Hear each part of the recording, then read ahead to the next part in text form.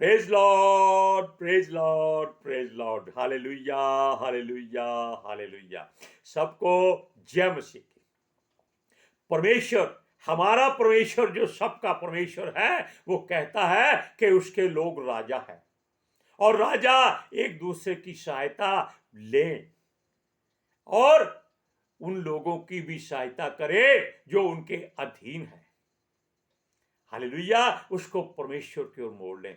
आज के सुसमाचार के लिए हम मिलकर दुआ करते हैं। हे पिता परमेश्वर खुदावत खुदा, आज का दिन यहोवा ने बनाया है और आज हम तेरी स्तुति करने जा रहे हैं। वो कहता है कि संकट में मुझे पुकार, मैं तुझे छुड़ाऊंगा और तू मेरी महिमा करने पाएगा।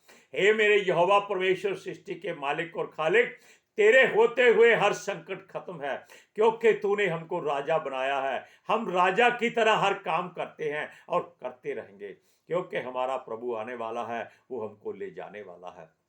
हे यहोवा परमेश्वर, सृष्टि के मालिक और खालिक, तूने जो वचन दिया है खुदावंद, मैं उस वचन को तेरे लोगों के कानों में डालना चाहता हूँ।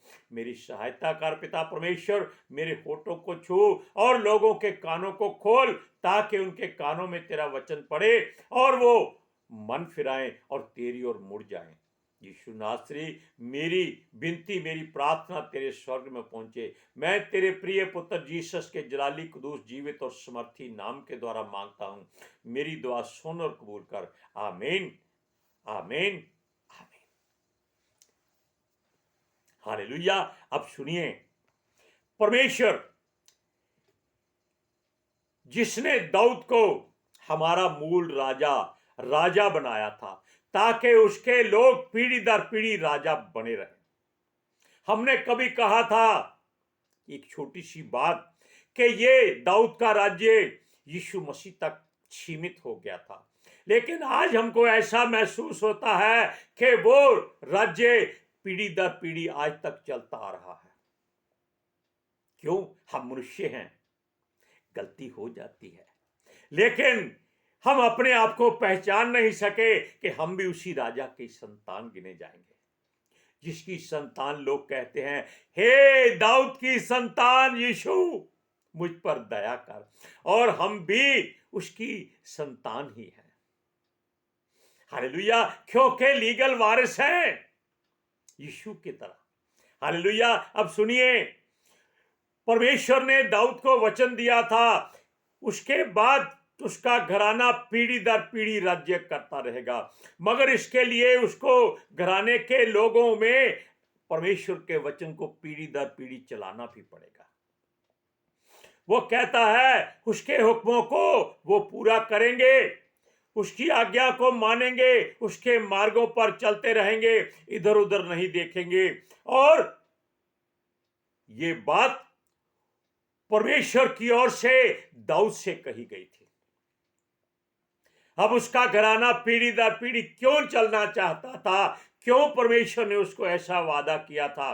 क्योंकि राजा दाऊद ने परमेश्वर से एक हृदय की इच्छा मांगी थी, अपने हृदय की इच्छा, कि वो उसका भवन बनाना चाहता है, ताकि वो उसमें जाकर परमेश्वर की आराधना स्तुति किया करे और परमेश्वर की हुजूरी उसमें बनी रहे। इसी बात से प्रसन्न होकर परमेश्वर ने उसको पीढ़ी दर पीढ़ी राज्य करने के लिए चुन लिया। हालेलुया। अब देखिए, लेकिन परमेश्वर ने उसे एक बात कही कि तू मेरा भवन नहीं बना सकता। क्यों? क्योंकि तूने बहुत बुराइयां की हैं, बहुत लहू बहाया है, बहुत लोगों को कत्ल किया है, मारा है, जो परमेश्वर को पसंद नहीं था। हालेलुया। अब देखिए, उसने, यानी कि परमेश्वर ने उसे एक और वरदान दिया कि तेरी बात तेरी संतान के द्वारा पूरी होगी, यानी कि तेरा बेटा उसके भवन को बनाएगा। हालेलुया। सुनिए, परमेश्वर कहता है, अगर तेरे किसी भी पीढ़ी में परमेश्वर का हुक्म मानना छोड़ दिया तो तेरा राज्य किसी और को दे दिया जाएगा, छीन लिया जाएगा। ये ध्यान रखना। इसलिए अपने लोगों को परमेश्वर का मार्गदर्शन करा दे। हालेलुया। अब सुनिए, इस नाते दाऊद राजा ने परमेश्वर का भवन बनाने की जो इच्छा जाहिर की थी वो वहीं रह गई, क्योंकि यहोवा को उसकी बातें पसंद नहीं थी। तब उसने जो वचन दिया था कि तेरा बेटा, तेरा पुत्र उसके भवन को बनाने पाएगा, किसी का नाम नहीं लिया।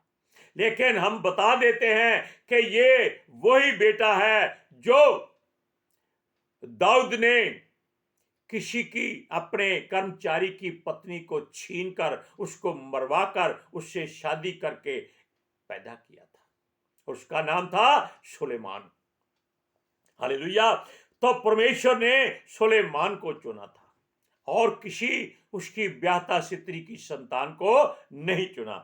हालेलुया। सुलेमान परमेश्वर की वेदी पर बलिदान चढ़ाए, यहोवा का भवन वही बनवाए और उसकी नींव रखे और भवन को शुरू करे। इस बात के लिए यहोवा की इजाजत लेना जरूरी था। अब सुलेमान राजा बन चुका था। दाऊद ने उसको अपना उत्तराधिकारी बनाकर राज्य उसके हाथ में दे दिया और अब ऊपर चला गया। हालेलुया। तब सुलेमान ने परमेश्वर से विनती की कि हे पिता परमेश्वर, जो वचन तूने अपने दास दाऊद को दिया है उसे पूरा कर। ये तेरा बेटा सुलेमान तेरा भवन बनाना चाहता है, मुझको इस बात की इजाजत दे। हालेलुया। और उसने भवन को शुरू करने के लिए परमेश्वर की आराधना की। तब परमेश्वर ने उसको दर्शन दिया। दर्शन में कहा कि जो तू मांगे वो मैं तुझे दूंगा। परमेश्वर उसकी बातों से बहुत प्रसन्न था, क्योंकि उसने परमेश्वर की वेदी पर हजारों बलिदान चढ़ाए थे। तब बलिदान जानवरों का दिया जाता था। हालेलुया। उसने, परमेश्वर ने यह भी कहा, तू जो मांगेगा उसे दिया जाएगा। अब सुलेमान क्या मांगे? उसके जमाने के लोग जो संसार की ऐशो राम की दौलत पर घमंड करते थे, उसने उधर ध्यान नहीं दिया। जिनके पास सेनाएं ही सेनाएं थी, उसके उधर भी ध्यान नहीं दिया। उसने अपने बैरियों का बैर नहीं मांगा, ना ही उनकी मौत मांगी, ना सोना चांदी हीरे मोती मांगे। उसने परमेश्वर से जाने क्या मांगा है? उसने कहा, तेरे लोग जो समुद्र की रेत के कणों के बराबर हैं, गिने नहीं जाते, मुझे उनका इंसाफ करने के लिए अकल समझ दे। क्या मांगा? परमेश्वर से अकल समझ, यानी कि बुद्धि मांगी। जो परमेश्वर बिना उलाहना दिए देता है उसको देता है, जो मांगता है उसको देता है।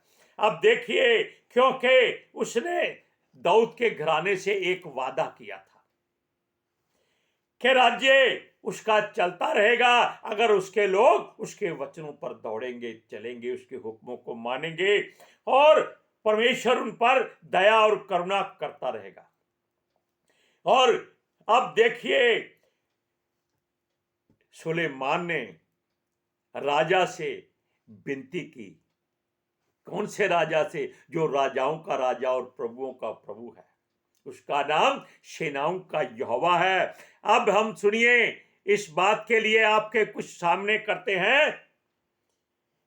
दूसरा इतिहास पहला अध्याय, उसका 7 से 9 आयत तक हम पढ़ेंगे।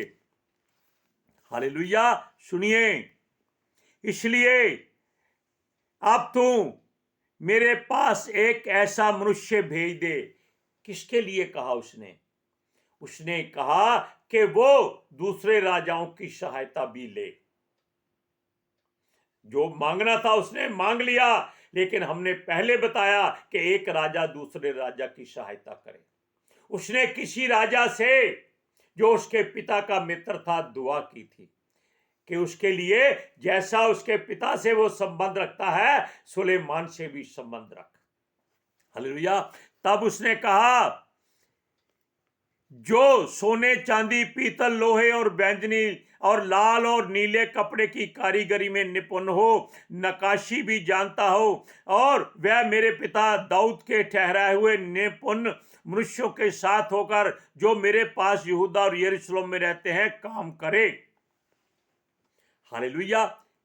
अब सुनिए, फिर लबानोन में मेरे पास देवदारू सनोवर और चंदन की लकड़ी भेजना, क्योंकि मैं जानता हूं तेरे दास लबानोन के वृक्ष काटना जानते हैं, और तेरे दासों के संग मेरे दास भी रहकर उसके लिए बहुत सी लकड़ी काटेंगे, ताकि परमेश्वर का भवन बने। अब सुनिए, ये बातें इसलिए सुलेमान ने दूसरे राजा से विनती की क्योंकि परमेश्वर ने उसको इजाजत दी थी, क्योंकि उसने केवल इंसाफ करना मांगा था। आप मेरी बात को ध्यान से सुनिए, वचन में स्पेशल खास बात यह है कि एक राजा दूसरे राजा से सहायता ले। हालेलुया। अब देखिए, एक सुलेमान ने दूसरे राजा से विनती की जो उसके पिता का मित्र था, क्योंकि नीति वचन में कहता है कि जो तेरे पिता का मित्र हो उसकी उसी तरह इज्जत कर जैसे तेरा पिता करता था। हालेलुया। अब राजा सुलेमान ने दूसरे राजा से, जो पड़ोसी राजा था, उसको अपने पिता की बात बताई कि वो उसका मित्र था और अपने उस मित्र के बेटे की सहायता कर, हर तरह के कारीगर भेज, क्योंकि राजा सुलेमान अपने यहोवा परमेश्वर के लिए उसकी इजाजत में भवन बनाना चाहता है, जो आकाश के नीचे धरती के ऊपर केवल एक ही परमेश्वर है। हालेलुया। अब सुनिए, अब हम बताते हैं, जैसे सुलेमान को परमेश्वर ने अपना भवन बनाने के लिए चुना था, वैसे ही परमेश्वर ने अपना भवन बनाने के लिए मिट्टी को चुना था। मिट्टी क्यों? क्योंकि परमेश्वर का भवन जिससे तैयार किया जाए, मिट्टी क्या होती है? मिट्टी में बहुत कुछ होता है। मिट्टी में पत्थर होते हैं, सोना चांदी हीरे मोती सब मिट्टी से ही निकलते हैं। मिट्टी यानी कि धरती को परमेश्वर ने चुना था। कौन सी धरती को? जहां पर परमेश्वर अपनी इच्छा जाहिर करता है कि इस जगह भवन बनाया जाए, तो परमेश्वर का भवन वहां पर ही बनेगा। और सुनिए, परमेश्वर यह भवन चलता फिरता हंसता बोलता खाता पीता रोता जागता उठता बैठता जो शरीर में है वो बनेगा। वो क्या है? वो हम और आप हैं। लेकिन यह भवन गिरता उठता भी है, इनकार भी करता है। हमने मिट्टी की बात इस भवन के लिए भी की और दूसरे भवन के लिए। उसने कहा, ऐसा भवन बना जो चिरस्थायी रहे, जो सदा काल तक चलता रहे। आज भी सुलेमान के बनाए हुए भवन की नींव यरूशलेम में मौजूद है और उसको दोबारा बनाया जाना है, रिपेयर करना है। ये वही भवन है जो सुलेमान ने परमेश्वर के लिए बनाया था। हालेलुया। अब देखिए, सुलेमान को इस कारण चुना था कि उसके मंदिरों के लिए एक सदाकाल रहने वाला भवन बनाए। ये हम बता चुके हैं, जिसे परमेश्वर ने अपने लोगों के लिए इस्तेमाल करने के लिए इच्छा जाहिर की थी। क्यों? दाऊद ने कहा था वो भवन बनाएगा, परमेश्वर ने कहा तू नहीं तेरा बेटा बनाएगा। और सुलेमान से उसने इस बात की उम्मीद रखी कि वो ऐसा भवन बनाएगा जैसा मूसा ने स्वर्ग में देखा था। Hallelujah, praise Lord. अब परमेश्वर के भवन की बात इसलिए करते हैं क्योंकि ये मनुष्य जो है ये भी परमेश्वर के भवन है। ये चलते फिरते जीवित हैं, लेकिन जहां पर वो जातियां जा सकें जो परमेश्वर को नहीं मानती, वो वहां उसकी महिमा देख सकें कि यहोवा का भवन सारे संसार से अलग है। सृष्टि में एक ही भवन है जहां परमेश्वर का वास है। यह भवन इसलिए मिट्टी में यानी कि धरती पर बनाया गया था। हालेलुया। अब सुनिए, और जैसे हम बढ़ने के लिए परमेश्वर के चुने हुए लोगों के वचन सीखते हैं, ऐसे ही हम एक दूसरे की सहायता लेते हैं, मदद करते हैं। परमेश्वर संतों नबियों को क्यों भेजता है? ताकि उसके लोग उसकी बातों को सुने, समझें, जिनको ज्ञान कम है वो दूसरों से हासिल करें। ये भवन इसीलिए है कि वहां हर जाति के लोग जाएं और परमेश्वर की महिमा करें और उसकी तरफ मन फिराएं। हालेलुया। अब सुनिए, सुलेमान ने अपने पिता दाऊद के उस सहायक की सहायता ली थी जिसको दाऊद इस्तेमाल करता था अपनी दोस्ती के लिए, और अपना भवन बनाने के लिए उसी से उसने लकड़ी भी ली थी, लोहा लिया था, सोने चांदी और कारीगर भी लिए थे। इसीलिए सुलेमान ने भी अपने पिता दाऊद के उस मित्र की सहायता ली थी। सुनिए, अब ये देखिए, ये बात जो असली में है, ये राजा कौन था, ये हम इसलिए आपको पहले नहीं बताए, अब हम बताएंगे कि ये राजा कौन था जो सुलेमान के पिता दाऊद का मित्र था और जिससे सुलेमान ने कहा था कि उसकी सहायता करें। हालेलुया। अब दूसरा इतिहास, उसका दूसरा अध्याय और उसका तीसरा वचन देखिए। तब सुलेमान ने सोर के राजा हुराम के पास कहला भेजा, जैसा तूने मेरे पिता से वर्ताव किया है, अर्थात उसके रहने का भवन बनाने को देवदारू भेजे थे, वैसा अब मुझसे भी वर्ताव कर। राजा दूसरे राजा की सहायता मांगता भी है और करता भी है। Hallelujah, praise Lord. अब देखिए, परमेश्वर ने अपना मंदिर भवन बनाने के लिए पिता, पुत्र और पुत्र आत्मा की सहायता से मिट्टी से बनाया था, यानी कि ये जो चलता फिरता शरीर है। लेकिन परमेश्वर अपने दासों को, अपने लोगों को इस्तेमाल करता है कि वो उसके लिए ऐसा घर तैयार करें जहां लोग उसकी महिमा कर सके। ये भवन इज़राइल में बना हुआ है। हालेलुया। और इसमें हमने यह भी बताया था कि लोगों को उसके लिए काम दे। अब राजा सुलेमान, जिसके पास परमेश्वर का दिया सब कुछ था, उसने इस काम के लिए कितने लोगों को इस्तेमाल किया, सुनिए। यहां पर राजा सुलेमान ने यहोवा के भवन बनाने के लिए 70,000 मजदूर काम पर लगाए थे, जो बोझा ढोते थे, यानी कि लकड़ी, लोहा, पीतल, तांबा जो भी लाना था वो उठाते और इकट्ठा करते थे। 70,000 लोग। और 80,000 लोग इसलिए थे जो पहाड़ों से पत्थर काट कर लाते थे, क्योंकि पत्थर नमूना पहले ही काट कर लाया जाता था। जब भवन में आ जाता था तब उस पर हथियार या औजार नहीं चलता था, उसको बाहर ही काट के तरीके से लाते थे। कैसे कारीगर होंगे। और उनके ऊपर 3,600 ऐसे इंजीनियर थे जो उनसे काम करवाते थे। कितनी सोचने वाली बात है कि राजा लोग तब भी ऐसा ही काम करते थे जो आज भी बिल्डिंग बनाने के लिए, इमारत बनाने के लिए, भवन बनाने के लिए, घर बनाने के लिए इस्तेमाल किया जाता है। ये बातें तब से चल रही है। अब देखिए, सब लोग परदेशी थे जो इजरायलियों के बीच में रहकर उनकी सेवा करते थे। इजरायली किसी को उसने मजदूर नहीं बनाया। क्यों नहीं बनाया? क्योंकि परमेश्वर का हुक्म था कि ऐसा भवन बने जिसमें सब जातियों के लोग आए। इसलिए आप किसी जाति के, गैर जाति के लोगों से नफरत ना करें, उसको उकसाएं कि ये परमेश्वर जो जीवित परमेश्वर है आपके जीवन में आना चाहता है। अपना मन फिराओ, इसकी ओर मुड़ जाओ और सदा काल का जीवन पाओ। सुनिए, एक मंदिर परमेश्वर ने बनाया जो सदा काल चलता रहता है। आता है नया बनता है, आता है नया बनता है। लेकिन जो भवन सुलेमान बना रहा है वो सदाकाल एक जगह रहने वाला मंदिर था।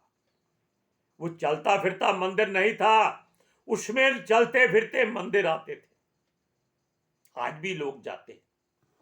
हालेलुया। क्यों? ये यहोवा का भवन था जो आजकल क्रिटिकल कंडीशन में है, जिसको फिर से बनाया जाना है, क्योंकि यीशु के आगमन की वही एक निशानी है कि जब उसको बनाया जाएगा यीशु के आने का समय शुरू हो जाएगा। हालेलुया। आप वचन को पढ़िए, दूसरा इतिहास दूसरा अध्याय उसकी 17 और 18 आयत में सुनिए क्या लिखा है। पिता परमेश्वर, सुनिए, तब सुलेमान ने इजरायली देश के सब प्रदेशियों को उन गिनती ली, यह उस गिनती के बाद हुई जो उसके पिता दाऊद ने ली थी। वे 1,53,600 पुरुष निकले। हालेलुया। उसमें से उसने 70,000 बोझ ढोने वाले, 80,000 पहाड़ पर पत्थर काटने वाले और वृक्ष काटने वाले और 3,600 उन लोगों से काम करवाने वाले मुखिया नियुक्त किए। यानी कि हर बात को परमेश्वर के पवित्र शास्त्र में तरतीब से लिखा हुआ है। इसलिए अगर आप समझते हैं, आप परमेश्वर के वचनों पर चलते हैं, दौड़ते हैं, तब आप जान लीजिए कि आप परमेश्वर के उसी राजा की संतान हैं। आप इब्राहिम के द्वारा आशीष पाए हुए लोग हैं। हालेलुया। और सुलेमान के बनाए हुए भवन में जा सकते हैं। Hallelujah, praise Lord. इसलिए आप राजा हैं, दूसरे राजाओं की सहायता कीजिए। किस बात में? जीवन जीने में, वचन बोलने में, वचन समझाने में, वचन पढ़ने में और सिखाने में, और खुद भी उस वचन में अपने आप को डुबोते जाइए। Hallelujah, praise Lord. आज के सुसमाचार की हम मिलकर प्रार्थना करते हैं। हे पिता परमेश्वर, खुदावन खुदा, जो वचन आपने दिया था, जो आपकी ओर से पवित्र शास्त्र में लिखा गया है, हमने लोगों को बताया ताकि वो लोग आपके भवन की महिमा करें, आपकी दया पर जिए। खुदावन खुदा, एक एक का हृदय तेरी ओर मुड़ जाए, ये संसार की छोर तक वचन यीशु मसीह के गवाह पैदा करे। जबकि उनका तेरा बेटा यीशु मसीह आए तो हमें लज्जित ना होना पड़े कि उसका वचन हमने लोगों तक नहीं पहुंचाया।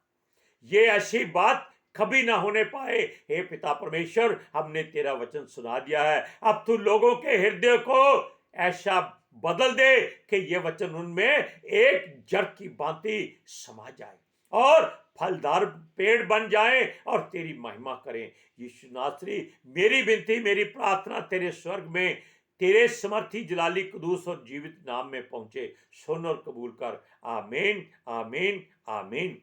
Hallelujah, praise Lord. सबको जय मसीह की।